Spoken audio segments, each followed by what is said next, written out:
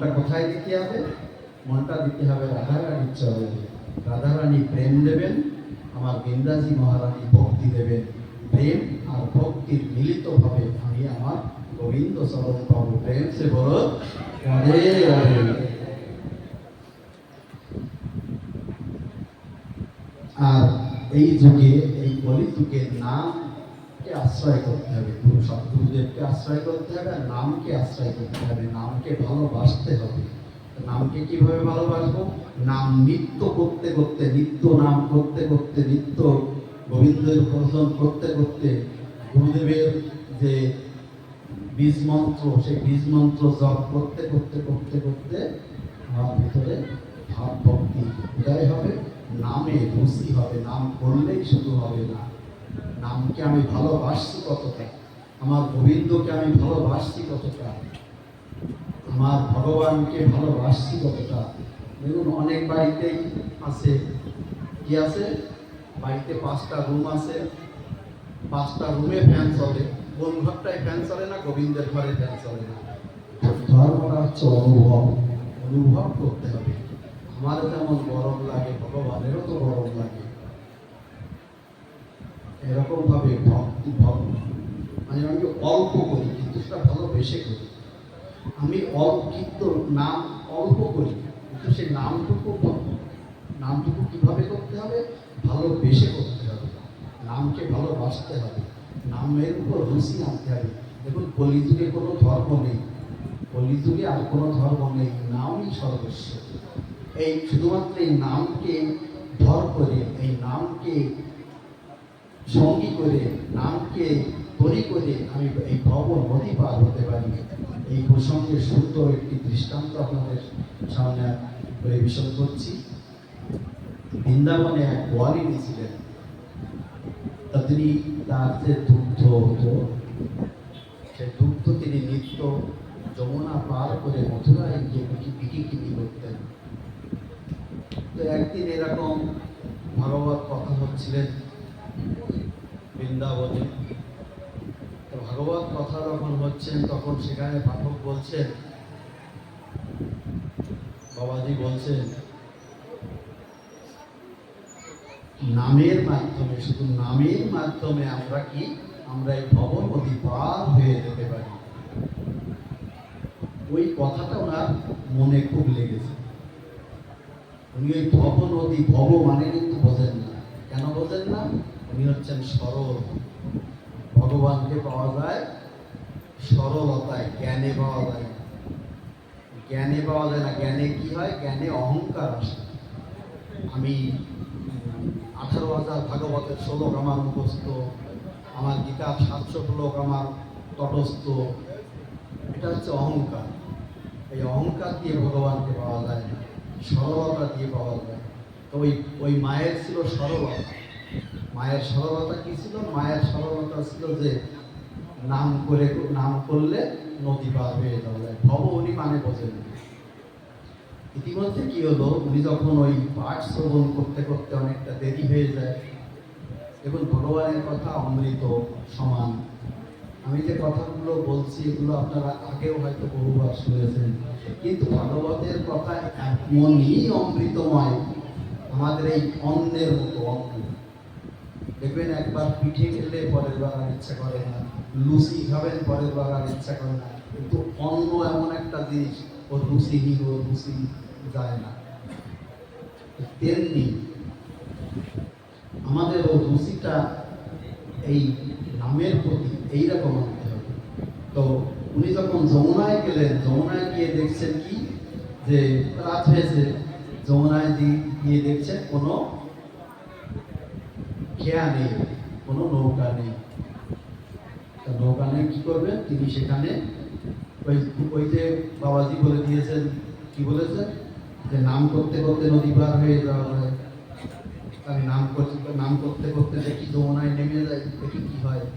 তো ওই নাম করতে করতে যমুনা নদী পার হয়ে গেলেন। প্রেম সে বলুন, নামের মাধ্যমে তিনি নদী পার হয়ে গেলেন। এইবার কিছুদিন ওই নাম করে করে তিনি আসছেন আর যাচ্ছেন, আসছেন আর যাচ্ছেন, এই করতে করতে অনেকটা তার সঞ্চয় হয়ে গেল। সেই সঞ্চয়ের কিছুটা টাকা দিয়ে তিনি ওই বাবাজির জন্য একটা দান করবেন, তাই একটা বস্ত্র কিনেছেন। একটা বস্ত্র কিনে নিয়ে তখন ওই বাবাজিকে যখন দান করছে তখন বলছেন, বাবা আপনার জন্যই তো আমি এত পয়সা জোগাড় রোজগার করতে পারলাম, তো আপনি আমার এই সামান্য উপহারটুকু আমি গ্রহণ করুন। তো বলছে, কেমন? আমি তো তোমাকে কোনো উপকার করিনি। তখন সমস্ত ঘটনা ভেঙে বলবেন। তখন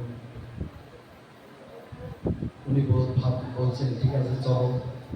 উনি বিশ্বাস করতে পারেননি, বিশ্বাস করতে পারেননি। আমাদের মতো পাষাণ হৃদয়ে বিশ্বাস কিছুতে হয় না, হয় না। আমরা হয়তো মহাপ্রভুকে একটা কলিযুগের একটা আর পাঁচটা মানুষের মতো ভাবি। আমরা কৃষ্ণকে এখনো দাপরের একজন লীলাময়ী একটা পুরুষ হিসাবে ভাবি আমাদের, কারণ আমাদের হৃদয়টা তো পাষাণ। এই পাষাণ হৃদয় গলে না, অত সহজে গলে না। ভগবানের বংশীধ্বনিতে পাথর গলে যায়, এই দাসের এই পাষাণ কখনো গলে না। তো তার জন্য কি হয়, ওই সেই বাবা তো বললাম না জ্ঞানী, উনি পাঠক জ্ঞানী, ওনার মধ্যে তো সেই ভক্তি সেইভাবে আসেনি, সরলতা আসেনি। তো ওই মায়ের সঙ্গে সঙ্গে বললেন, চলো দেখি তুমি কেমন নদী বা নাম করে করে। তো যথারীতি ওই মা নাম করতে করতে যমুনা পার হয়ে যাচ্ছেন, আর এই বাবাজি নাম করতে করতে নামছেন আর বলছেন, বাঁচাও বাঁচাও বাঁচাও বাঁচাও, অর্থাৎ উনি ডুবে যাচ্ছেন।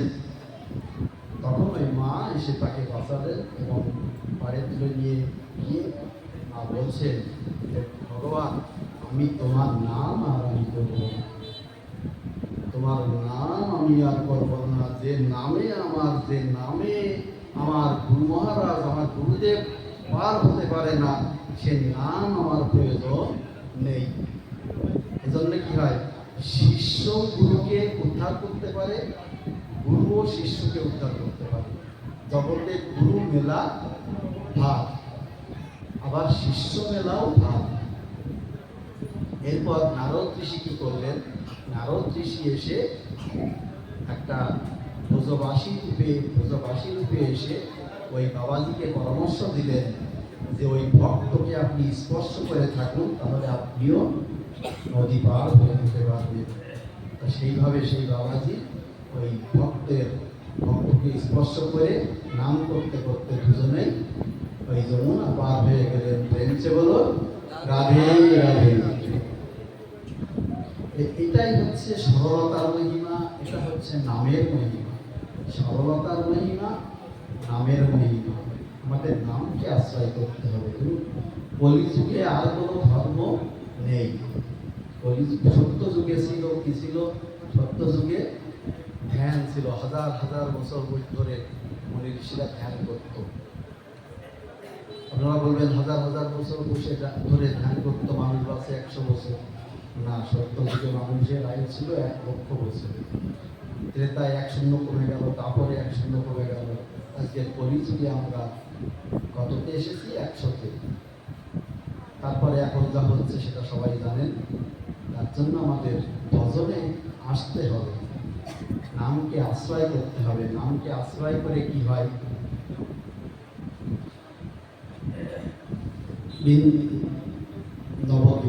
নবদ্বীপে যাদব গোসাই নামে এক ভক্ত ছিলেন, মহাপ্রভুর অত্যন্ত প্রিয় ভক্ত ছিলেন। যাদব গোসাই যখন তার স্ত্রী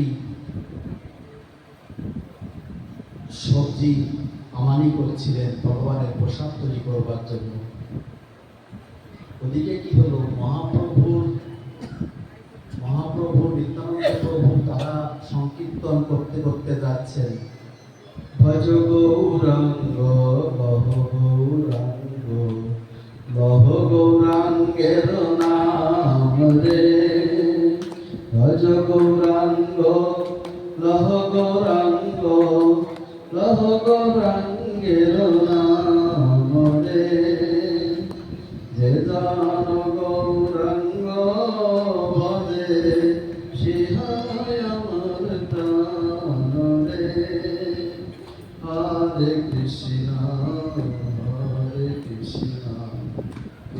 কৃষ্ণ হরে হরে হরে রাম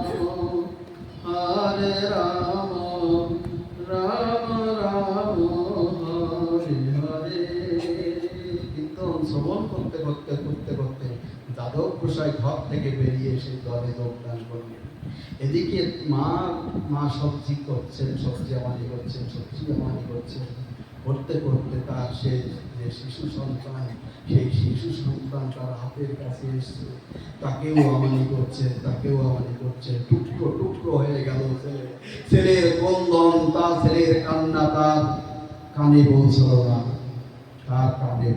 না, ছেলেকে কাটছেন, ছেলের কান্না তার কানে পৌঁছাচ্ছে না। কেন পৌঁছাচ্ছে না? কারণ এই কান তো আর তার এই জগতে নেই। আমরা যখন, কারণ নামটা করছেন কে? স্বয়ং ভগবান নাম করছেন, তো সেই নামের ক্রিয়া তো হবেই। যে সে নাম করলে ক্রিয়া হয় না। এই ব্যাসপীঠে বসতে গেলে, এই ব্যাসপীঠে যিনি বসবেন তাকে আচরণশীল হতে হবে। কীর্তন যিনি শোনাবেন তাকে আচরণশীল হতে হবে, নাহলে কৃপা হয় না। আপনারা যার মুখে শ্রবণ করতে, অর্থাৎ সহজ কথায় সাধু মুখে হরিকথা শ্রবণ করতে হবে, এবং কীর্তনও তাই। কারণ সাধারণ মানুষ যে কোনোভাবে চলতে পারে, কিন্তু যিনি শিক্ষা দেবেন, আপনি আচরি ধর্ম জীবেকে শেখায়। নিজে তো আচরণ করতে হবে। নিজে আচরণ না করলে জগৎকে আচরণ শেখানো যাবে না, সেটাকে ক্রিয়া হয় না। যাই হোক, এরপর সেই আমানি করলে সেই শিশুকেও তিনি কেটে টুকরো করছেন। আর এই কানটা হচ্ছে কি? এই কানটা যারা ভক্ত, যারা ভগবানকে ভালোবেসেছে, তাদের এই চক্ষু, কর্ণ, নাসিকা, ত্বক, এই যে ইন্দ্রিয়গুলো কিন্তু তারা বাহ্যিক জগতের কোনো কথা তারা ভালো লাগে না। ভক্তিপথে যারা কম বেশি এসেছেন তারা এটা অনুভব করবেন। ভক্তিপথে আসার আগে কোন কথা ভালো লাগতো? পিএনপিসি, পরনিন্দা, পরচর্চা, এগুলো খুব মুখরোচক লাগতো। কিন্তু ভক্তিপথে আসার পরে ওইগুলো আর ভালো লাগে না। এই কানে রাধারানীর কথা ছাড়া আর কিছু ভালো লাগে না, ভগবানের কথা ছাড়া আর কিছু ভালো লাগে না। এই চোখ দিয়ে ভগবানকে দর্শন করতে, আমার মাকে দর্শন করতে ভালো লাগে, জগতের আর কিছু ভালো লাগে না।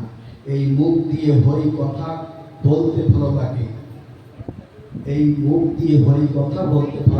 চরণ দিয়ে ভগবান ধামে যেতে ভালো লাগে, এই হস্ত দিয়ে ভগবানের চরণে তুলসী দিতে ভালো লাগে। আর জগতে কিছু ভালো লাগে না। তার জন্য কি হয়? তার ওই কানে শিশুর কান্নার আওয়াজ তার কানে পৌঁছায়নি,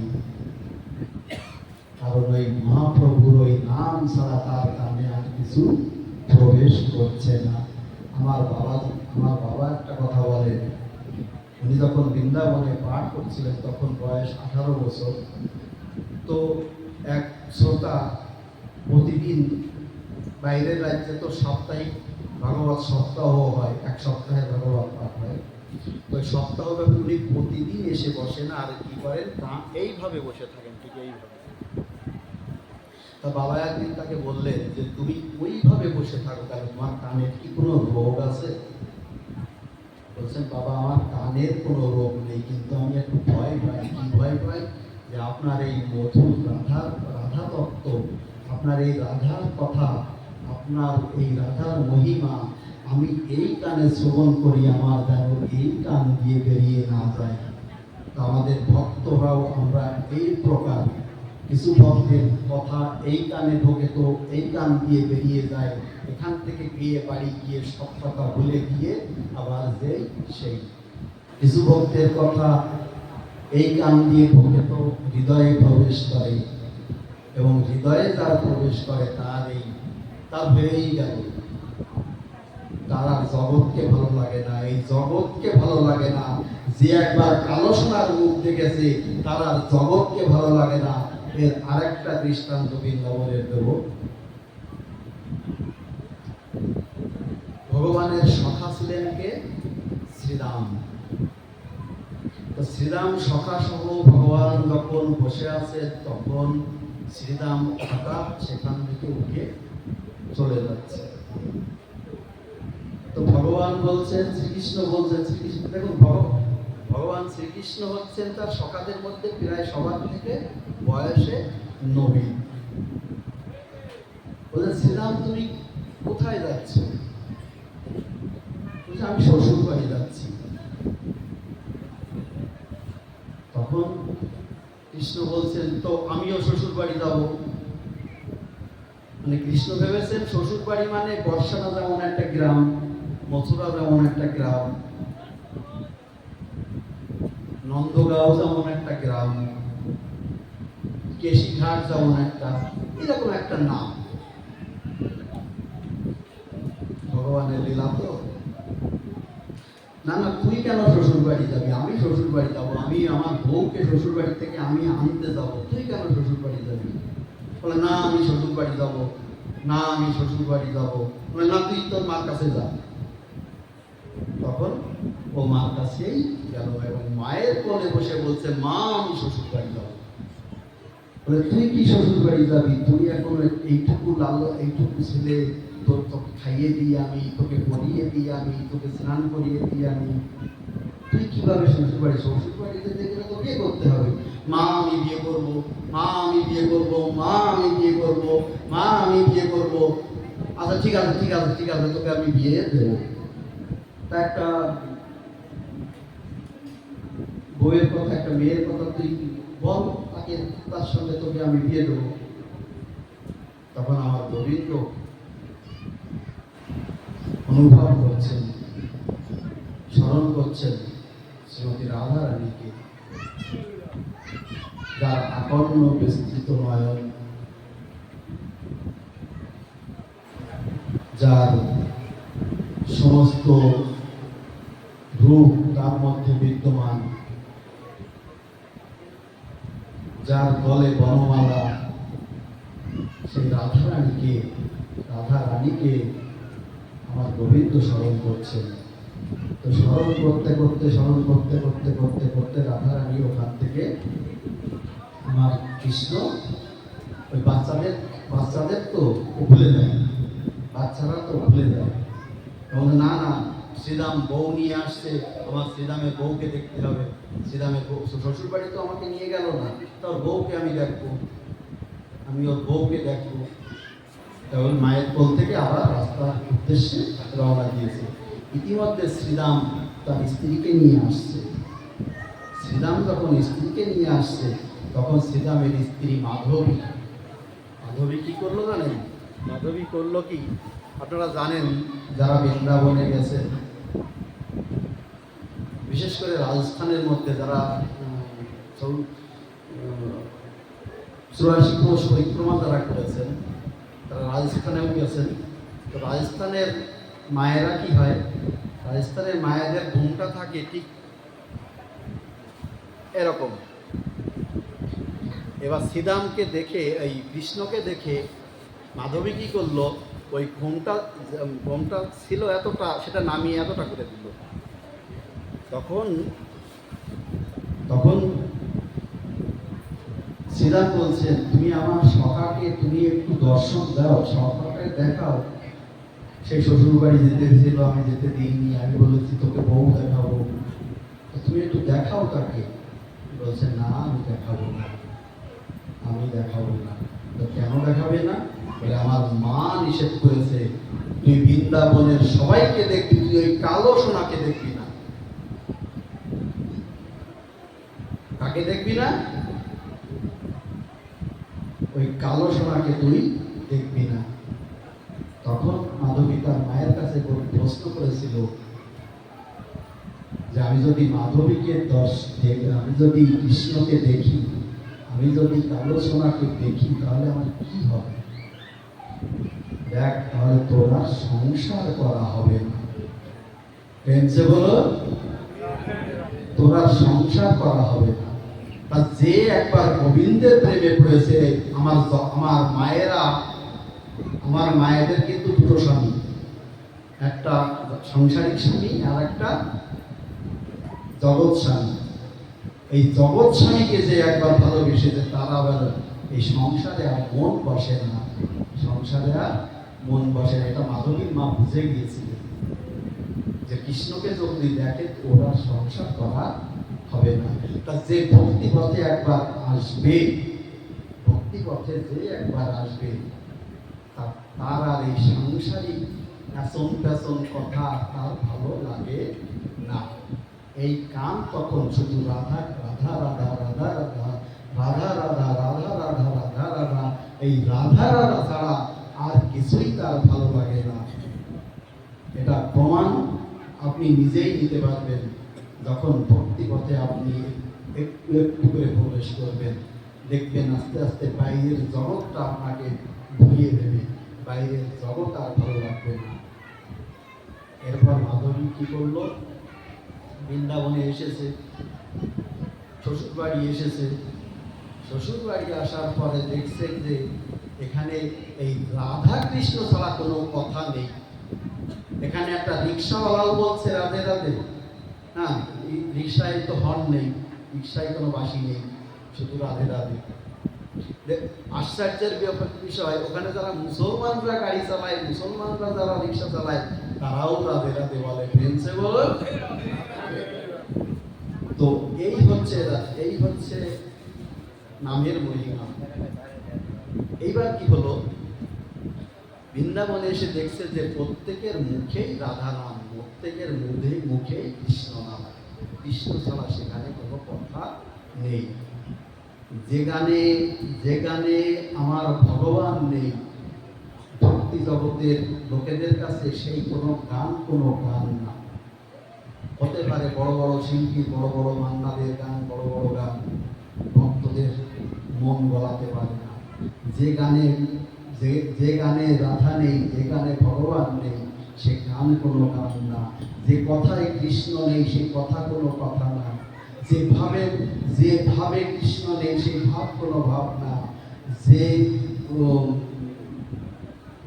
ভাবনায় এবং মনে প্রাণে এবং কবিতায় আবৃত্তিতে যেখানেই হোক, সর্বত্র যেখানেই ভগবানের কাজ থাকে না, সেটা আমরা কোনো গান বলে মনে করি না।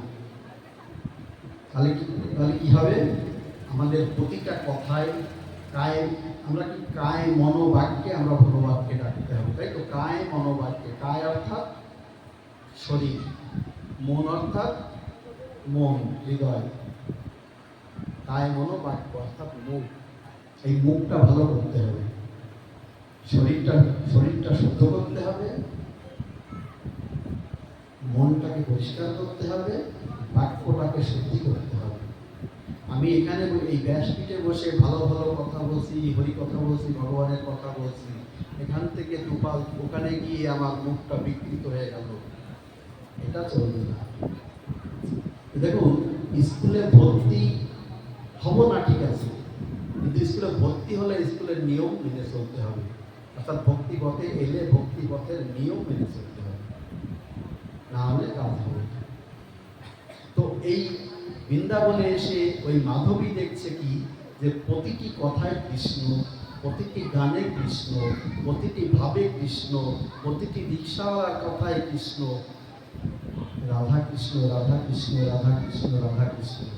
তখন ওর ভিতরে একটা ভাব এসে গেল, না দেখেই গোবিন্দকে ভালোবেসে ফেলল। রুক্মিণী কি দেখেছিল কৃষ্ণকে? রুক্মিণী কি দেখেছিল কৃষ্ণকে? ভালোবেসেছিল না?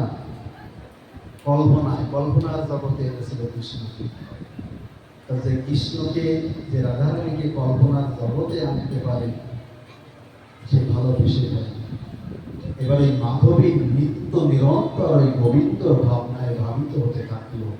আর একটা জিনিস জানবেন, যে জিনিস নিষিদ্ধ থাকে, যে গ্রন্থ, যে বই নিষিদ্ধ থাকে তা পড়ার প্রতি আগ্রহ বাড়ে, যে সিনেমা নিষিদ্ধ থাকে সেই সিনেমা দেখার প্রতি আগ্রহ বাড়ে। তা ওই মা বলে দিয়েছে তুই কৃষ্ণকে দেখবি না, তা ওই কৃষ্ণকে দেখার জন্য সেই আকুল প্রাণ, দেহ মন প্রাণ সমস্তই কৃষ্ণকে সমর্পিত করে দিয়েছে। তাকে না দেখে ভালোবেসে ফেলেছি। এবার নিত্য নিরন্তর সে রাতের ঘুম কেড়ে নিয়েছে কৃষ্ণ। তাকে দেখেনি, কিন্তু তার কৃষ্ণের সে প্রেম পড়ে গেছে, কৃষ্ণকে ভালোবেসে ফেলেছে। নিত্য নিরন্তর কৃষ্ণকে ভাবতে ভাবতে ভাবতে ভাবতে ভগবানকে ভগবান হচ্ছেন ভাবগ্রহিতা জনার্দন, অর্থাৎ ভগবান ভক্তের ভাব গ্রহণ করেন। ভগবান ভক্তের ভাব গ্রহণ করেন, অর্থাৎ ভগবান জানেন আপনার মনে কি বলছে। আমি বাইরে সাজসজ্জা করলাম, বৈষ্ণবীয় তিলক করলাম, দাদার সঙ্গে তিলক করলাম, সব কিছু করলাম, আমার মনের ভিতরটা ময়লা, মনের ভাবনাটা ময়লা। একটা মাকে মাতৃজ্ঞান করতে পারছি না, হবে না।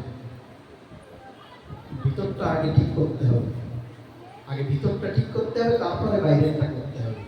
আগে বাইরেরটা করে যদি ভিতরটা না করা হয়, তাহলে কখনো না কখনো তার পতন অনিবার্য। দেখবেন অনেকে ভক্তিপথে অনেকটা এগিয়ে গিয়ে সেখান থেকে নেমে আসে। কেন আসে? তার ভিতরটা তৈরি করে নিয়ে আসে। ভিতরটা আগে তৈরি করতে হবে। একটা দরিদ্রের প্রতি ভালোবাসতে হবে, মানবিকতা আনতে হবে, সত্য পথে চলতে হবে। এগুলো কিন্তু ধর্ম না। একজন অন্ধকে পথ দেখানো, এটা কিন্তু ধর্ম না, এটা ধর্ম না। কিন্তু এটা না করলে আপনি ধার্মিক হতে পারবেন না। এটা আগে আনতে হবে, এটা আগে এনে পরে ধার্মিক হতে হবে। তো এখানে এই মাধবী তখন নিত্য নিরন্তর গোবিন্দর কথা ভাবছে। তখন ভগবান শ্রীকৃষ্ণ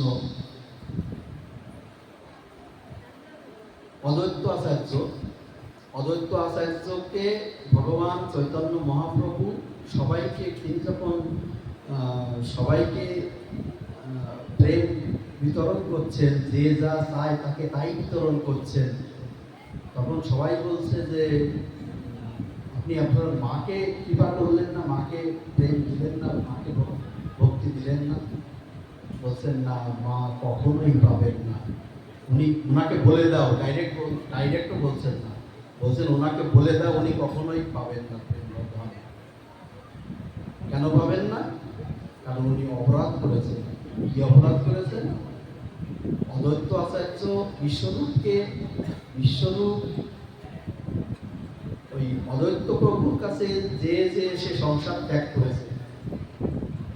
তা ওনার মনে একটা আশঙ্কা ছিল যে আমার এই নিমাইকেও ওই অদ্বৈত আমার নিমাইকেও ঘরছাড়া করবে।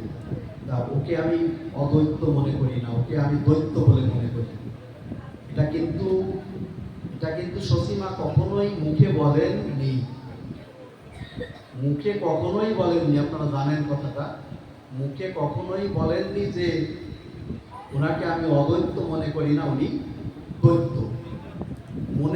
মনে ভেবেছিলেন, যে মনের ভাবটা আমার মহাপ্রভু জেনে গেলেন কি করে। ওই যে ভগবান ভক্তের ভাব গ্রহণ করেন। তারপর মহাপ্রভুকে যখন আমার শশীমাতা মহাপ্রভুর এই অদ্বৈত আচার্যর চরণে গিয়ে ক্ষমা প্রার্থনা করলেন, তারপর আমার মহাপ্রভু তার মাকে প্রেম দিলেন। সেরকম এই মাধবী যখন নিত্য নিরন্তর, সামনে কিন্তু মাধবী দেখাচ্ছে না, সামনে কিছু দেখাচ্ছে না, সে ভিতরটা, সে অন্তরটা জ্বলে যাচ্ছে। ভক্তের অন্তরটা কেমন জ্বলে যায় জানেন? আমার রাধারানীর জন্য ভক্তের অন্তর জ্বলে যায় এরকম। ধরুন এই ইট পোড়ায় না, ইট পোড়ানো ইটের যে বাউন্ডারি, যে ওটা বাইরের থেকে দেখতে কিছু বোঝা যায় না, কিন্তু ভিতরটা আগুনে দাউ দাউ করে জ্বলে। এমনি ভক্তের হৃদয়ের ভিতরটা আমার কৃষ্ণের জন্য, আমার ইষ্টের জন্য ওইভাবে আগুনে দগ্ধ হয়। তাই মাধবীর ভিতরটা ওইভাবে দগ্ধ হচ্ছে। তো দগ্ধ যখন হচ্ছে তখন আমার প্রাণ গোবিন্দ, আমার কৃষ্ণ মনে করলেন, না, একে একবার আমার দর্শন দিতেই হবে। এইবার প্রতিদিন যমুনায় যায় মাধবী জল আনতে, প্রতিদিন মাধবী জল আনতে যায়। ওই দিনও জল আনতে গেল। জল আনতে গিয়ে যে কলসি, সেই কলসিতে জল ভরে সে আর তুলতে পারছে না। প্রতিদিন তোলে কিন্তু ওই দিন আর তুলতে পারছে না। কলসিটা ওই দিন কি হলো, ভারী হয়ে গেল হঠাৎ করে। পাশে একটা বোঝো বালক দাঁড়িয়েছিল, তাকে বলছে, মাধবী তুমি আমাকে একটু সাহায্য করো না, আমাকে এই কলসিটা একটু তুলে দাও না। বোঝো বালকটি এলো, এসে ওই কলসিটা তুললো। তা বালক তো সে কত বড়, এইটুকু এইটুকু, আর মাধবী কত বড়, 5 ফুট 6 ফুট। ওই বালক কিভাবে মাধবীর, আর জানেন বৃন্দাবনে সব মাথায় করে নিয়ে যায়, জল সব মাথায় দেয়, কাকে কেউ নেয় না, তো মাথায় ওই বালক কিভাবে তুলে দেবে। তাই বালক আমার গোবিন্দ কিন্তু দাঁড়িয়েছিলেন, আমার গোবিন্দ ওই ওই কলসি নিয়ে তার মাথায় এতটাই উঁচু করে তুললেন যে ওই মাধবী ওই ঘোমটা, যে এই পর্যন্ত ঘোমটা ছিল, সেই ঘোমটা তিনি এইভাবে দেখতে দেখতে তার সেই ঘোমটাটা একদম নিচেই পড়ে গেল, আর শ্যামসুন্দরের দর্শন হয়ে গেল। ভেঙছে বলো, এই যে শ্যামসুন্দরের দর্শন হলো, এই শ্যামসুন্দরের দর্শন যেই না হলো, ওই ওই ত্রিভঙ্গের দাঁড়ানো সেই কৃষ্ণ, সেই যার গলে বনমালা, যার হাতে বাঁশি, যার হস্তে কঙ্কন, যার চরণে নুপুর, সেই আমার প্রাণ গোবিন্দ, আমার শ্যামসুন্দরকে দেখে ওখানে মাধবী মূর্ছিত হয়ে পড়ল। মাধবী যখন মূর্ছিত হয়ে পড়ল, তারপর কিছুক্ষণ পরে তার সখীরা এসে তাকে নানাবিধ জল টল দিয়ে তাকে আবার আগের মতো আবার ফিরিয়ে আসলো। তখন ভগবান তাকে বললেন, দেখো তোমার মা নিষেধ করেছিলেন আমাকে দেখা দেবে না, কিন্তু আমি তো ভক্তাধীন ভগবান, ভক্তের কান্না আমি সহ্য করতে পারি। তোমার ভিতরের যে কান্না, তোমার হৃদয়ের যে কান্না, সেই কান্না আমি আর সহ্য করতে পারিনি, তাই আমি তোমাকে দর্শন দিলাম। তোমাকে তবে আমি আর দর্শন দেব না।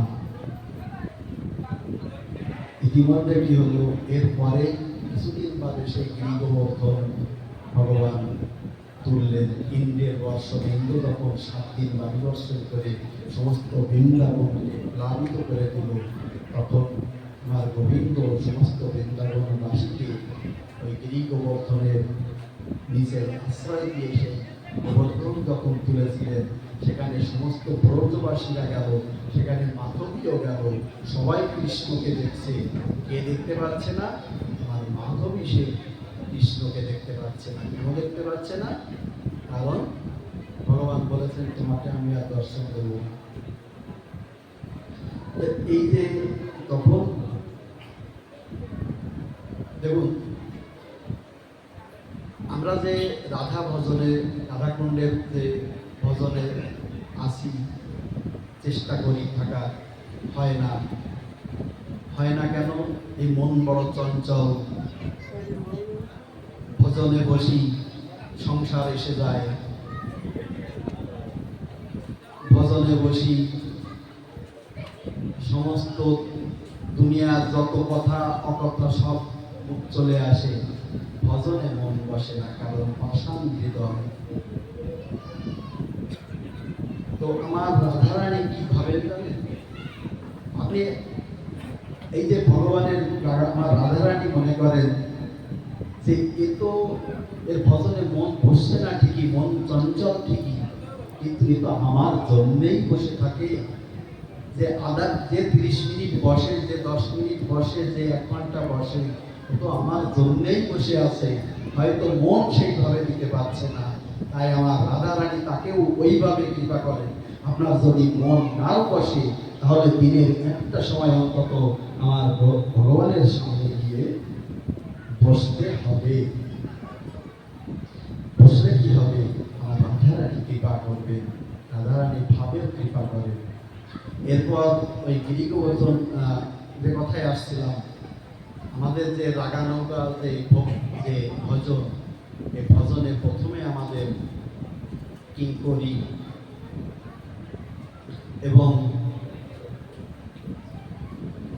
সখীদের আশ্রয় করতে হয়। সখীর আশ্রয় নেব। সখীর আশ্রয় নিয়ে কি হবে? আমরা রাধা রানীর কাছে যেতে পারবো। রাধা রানীর কাছে যখন যেতে পারবো, আমার শ্যাম সুন্দরের কাছে যেতে পারবো। তেমনি এই মাধবী কি করলো? মাধবী প্রথমে মঞ্জরি, ভগবানের মঞ্জরি স্বরূপা, এই মঞ্জরি স্বরূপার কাছে প্রার্থনা করলো, আমাকে কৃষ্ণ দর্শন করিয়ে দাও না। এবার মঞ্জরীগণ সখীবৃন্দকে বলল, অনুরোধ করলো যে একে একটু কৃষ্ণ দর্শন করিয়ে দাও। এই সখীরা রাধা রানীকে অনুরোধ করলো এবং রাধা রানী আমার শ্যাম সুন্দরকে বললেন, তুমি মাধবীকে আর একটি ঝলক দর্শন দাও। তাহলে দেখলেন আমাদের ভক্তি পথে কোথা থেকে যেতে হবে? আমরা তো কৃষ্ণ কৃষ্ণ কৃষ্ণ বলি। তো এইভাবে ভক্তি পথে কৃষ্ণের কাছে যেতে গেলে এইভাবে যেতে হবে, যেটা মাধবী দেখিয়ে দিলেন। মাধবী দেখিয়ে দেওয়ার পরে রাধারানী, আর রাধারানী যদি ভগবানকে, আমার শ্যাম সুন্দরকে একটা কথা বলেন, তিনি তো মানবেনই। আমরা ভগবানকে কেন দর্শন করতে পারি না? ভগবানকে দর্শন করতে পারি না কারণ আমাদের দেহটা বা আমাদের এই যে চোখ, আমার এই চোখ ভগবানের দর্শনের পক্ষে উপযোগী না। তো মাধবীও ওই রকম, ভগবান তখন রাজি হলেন এবং কথা দিলেন যে এক ঝলক আমি ওকে আবার দর্শন দেব। কেন দেব? কথা দিয়েছিলেন দেব না। ভগবান বারে বারে প্রতিশ্রুতি ভঙ্গ করেন। ভগবান ভক্তকে সবসময় জিতিয়ে দেন। আপনারা কুরুক্ষেত্রের যুদ্ধে দেখেছেন, বিশ্বকে জিতিয়ে দিয়েছেন। বিশ্ব বলেছিলেন, কি বলেছিলেন? ভগবান বলেছিলেন যে কুরুক্ষেত্রের যুদ্ধে আমি অস্ত্র ধারণ করব না। আর বিশ্ব বলেছিলেন যে আমি তোমাকে অস্ত্র ধারণ করাবো। তো ভগবান ওই বিশ্বকে জিতিয়ে দিলেন। অস্ত্র ধারণ করেননি ঠিকই, কিন্তু রথের চাকাটা তো তুলেছিলেন, তুলে তো ধাবিত হলেন। অর্থাৎ ভগবান বারে বারে তার ভক্তদের জিতিয়ে দেন। তেমনি এই কথা দিয়েছিলেন যে আমি তোমাকে দর্শন দেব না, কিন্তু আমার সখীবৃন্দ, আমার রাধা রানী, আমার কিঙ্করি, আমার মঞ্জরী স্বরূপা, এরা যখন বলেছেন তখন কৃষ্ণ আর না দিয়ে থাকতে পারলেন না। তখন তাকে আরেক ঝলক দর্শন দিলেন। সেই দর্শন যখন দিলেন তখন এই মাধবী ভগবানের চরণে পতিত হয়ে পড়লেন এবং বললেন, আমি তোমাকে কবে পাবো? কবে আমাকে ভালোবাসবে? কবে আমি তোমাকে পতিত্বে পাবো? কবে আমি তোমাকে স্বামী রূপে পাবো? কবে আমি তোমাকে প্রেম নিবেদন করতে পারবো? তোমার আজকে কথা দিতে হবে, তুমি কবে আমাকে, আমি তোমার প্রেম নিবেদন করবো। সেই দিন ভগবান কথা দিয়েছিলেন, এই যুগে আর পারবে না, গত কলি যুগে তোমাকে আমি দর্শন দেব এবং তোমাকে আমি গ্রহণ করে নেব। তো ভগবানকে পেতে গেলে এইভাবে আস্তে আস্তে ধীরে ধীরে পথ করতে হবে। পরবর্তী জীবনে এই কলি যুগে এই মাধবী হচ্ছেন কে? মীরাবাই। মীরাবাই। তো দেখুন, ভগবান এই যে মা বলেছিলেন যে তুই কৃষ্ণকে দেখবি না, কৃষ্ণকে দেখলে তোর সংসার করা হবে না। সংসার তার দাপর যুগেও সেইভাবে করা আর হলো না। কলি যুগে এসেও মীরার ঘটনা, মীরার কাহিনী সবাই জানেন। মীরার বধুয়া, মীরার সংসার কি কলি যুগেও হয়েছিল? সেই রাজস্থানের মেওড়া গ্রামে জন্মগ্রহণ করেছিলেন। বিয়ে যখন পরের গাড়ি যাচ্ছে তখন মাকে বলছে, মা কারা কারা যাচ্ছে, বলে বিয়ে করতে যাচ্ছে। তখন ওই একই রকম কথা, মা আমি বিয়ে করবো, মা আমি বিয়ে করবো, মা আমি বিয়ে করবো। তার বাচ্চাদের আমরা যেমন বলাই, মা বুঝিয়ে দিলেন তোর বিয়ে হয়ে গেছে। তো আমার বিয়ে হয়ে গেছে, তো আমার বর কই? তার বর এই যে এই শ্যামসুন্দর। তখন থেকে মেয়েরা ওই শ্যামসুন্দরকে প্রতিজ্ঞে বরণ করে নিল। তারপর তাকে জমিদার পরিবারকে দিয়ে দিল। সংসার তাকে আর করা হলো না। আস্তে আস্তে আস্তে আস্তে সেই মেয়েরা সংসার পরিত্যাগ করে সে বৃন্দাবনের পথে গেল। বৃন্দাবনের পথে যখন গেল তখন আমার শ্যামসুন্দর ছোট্ট বুঝো বালক সেচে ভেড়া পিটিয়ে বলছে, মীরা নামে এক বালিকা, এক বধূ এসেছে, তাকে যে সেবা করবে সে ভগবানের কৃপা পাবে। তখন সমস্ত ব্রজবাসীরা, সখীবৃন্দ, বৃন্দগণ তারা ওই মীরাকে সেবা করা শুরু করলেন এবং তার সঙ্গে সেই সখীদের সঙ্গে যখন গেলেন তখন ওই নিধিবনে আমার ভগবান পরিবেষ্টিত হয়ে আছেন, পরিবেষ্টিত হয়ে আছেন। সেখানে যখন এই মাধবী রূপ মীরাবাই যখন সেখানে গেলেন, তখন সেখানে যাওয়ার পর আমার গোবিন্দ বলছেন, তোমার এখানে স্থান হবে না। কেন হবে না? রাধার মাধ্যমে যায়নি।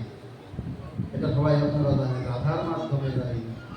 রাধার মাধ্যমে যখন যায়নি তখন মীরাবাই তখন আবার ওই সেখানে যে সখীবৃন্দ সেই রাধার মাধ্যমে সেই গোবিন্দের কাছে যখন গেলেন, গোবিন্দের কাছে গেলে তখন গোবিন্দের সঙ্গে তিনি সেই মীরাবাই মিলিত হয়ে গেলেন, তার দেহে বিলীন হয়ে গেলেন। এই হচ্ছে আমার প্রাণ গোবিন্দ আমার রাধা শ্যাম সুন্দরকে ভালোবাসলে এটাই হয়। কি হয়? শেষ পর্যন্ত আপনি এই যে দুঃখময় যন্ত্রণাময় এই যে সংসার জগৎ, এই যে ৮৪ লক্ষ জন্ম ভ্রমণ করতে হয়, এর থেকে মুক্তি পেয়ে ভগবানের সঙ্গে মিশে যাই, ভগবানের আশ্রয়ে যাই। যে বাড়ি থেকে আমরা এসেছি সেই আসল বাড়িতে আমরা ফিরে যেতে পারি। এই জন্য গোবিন্দকে ভালো না বেসেও উপায় নেই। ভালোবাসলেও জ্বালা, না বাসলেও জ্বালা। ভালোবাসলে সংসার আর ভালো লাগবে না, আর ভালো না বাসলে বারবার আসতে হবে এই সংসার জগতে। কখনো কৃমি রূপে, কখনো সিংহ রূপে, কখনো তিমি রূপে বারবার আপনাকে আসতে হবে। মুক্তি পাবেন না যতক্ষণ গোবিন্দ চরণে আশ্রয় না নেবেন। আমার ৩৩ কোটি দেবতা, অর্থাৎ এখন বলা হয় ৩৩ প্রকার দেবতা, এই দেব দেবীরা কখনোই ভগবানকে সেবা না করলে তারা সেবা গ্রহণ করেন না। আমার বিশেষভাবে অনুরোধ, এখানে ভগবানের জন্য যেন একটি জায়গা করা হয়।